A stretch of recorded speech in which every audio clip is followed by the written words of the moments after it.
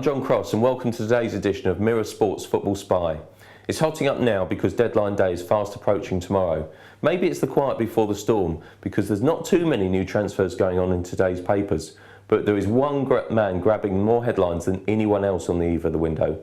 David James appears to be the most wanted man in football, as he seems likely to be the next in a very, very long line of departures from the soap opera which is Portsmouth at Fratton Park. And let's be honest, who can blame him when your new owner, Suleiman Al Fahim, does his best impression of Mike Ashley, puts on a Portsmouth shirt complete with name on the back and watches from the stands with the fans. The Mirror have got James locked in the middle of a three-way battle for his signature, with Tottenham, Sunderland and Stoke all in contention. James is 39 and worried about his England place, especially as he's missing from the latest squad to face Slovenia and Croatia with a knee injury.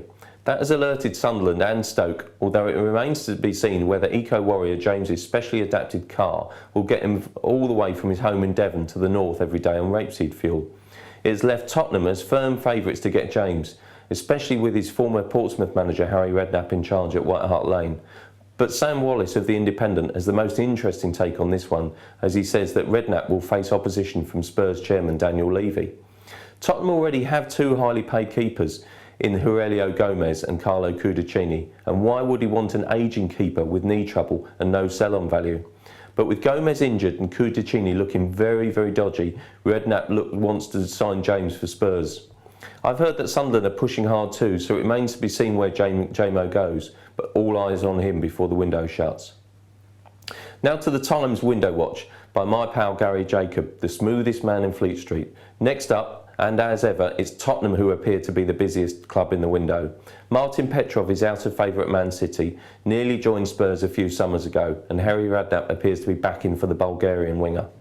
Redknapp's pursuit is certain to be speeded up after the injury to Luka Modric, who will be out for 6 weeks to 3 months because of a broken leg. But Tottenham are playing the role of comical alley in trying to pretend a fractured fibula is not a broken leg yesterday. That rather suggests to me that Tottenham aren't particularly keen on signing big money replacements if they're playing down Modric's injury.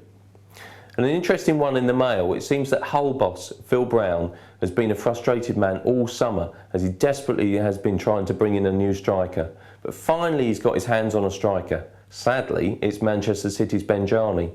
Brown has missed out on a long list of top targets including Darren Bent, Michael Owen, Fraser Campbell and Alvaro Negredo this summer because they didn't particularly want to go to Hull. Or perhaps more likely they didn't fancy a night out singing karaoke with their new manager.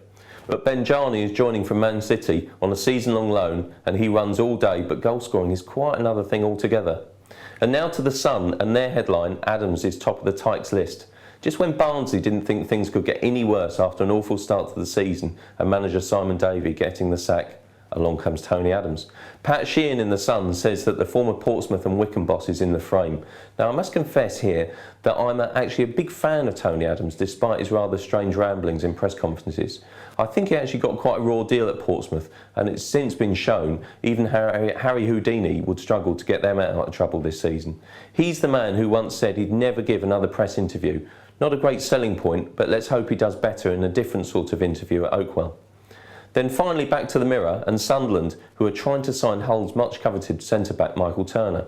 Turner is rated in the £9 million class by Phil Brown, who apparently wants a swap deal and cash. Brown, according to Alan Nixon and James Nursey, wants Fraser Campbell as part of the package. But having been snubbed once by Campbell this summer, you would have thought that Brown would have learnt his lesson by now and taken no for an answer.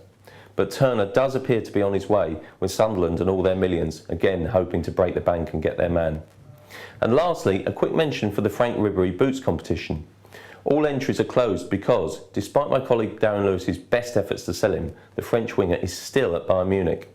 My money's on him staying put and going to Real Madrid next summer, so if you've guessed his fee was going to be zilch, you're in with a chance of winning a replica pair of Ribery's magical boots.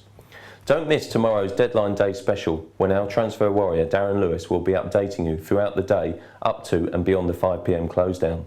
That's all for now. Look forward to seeing you next time.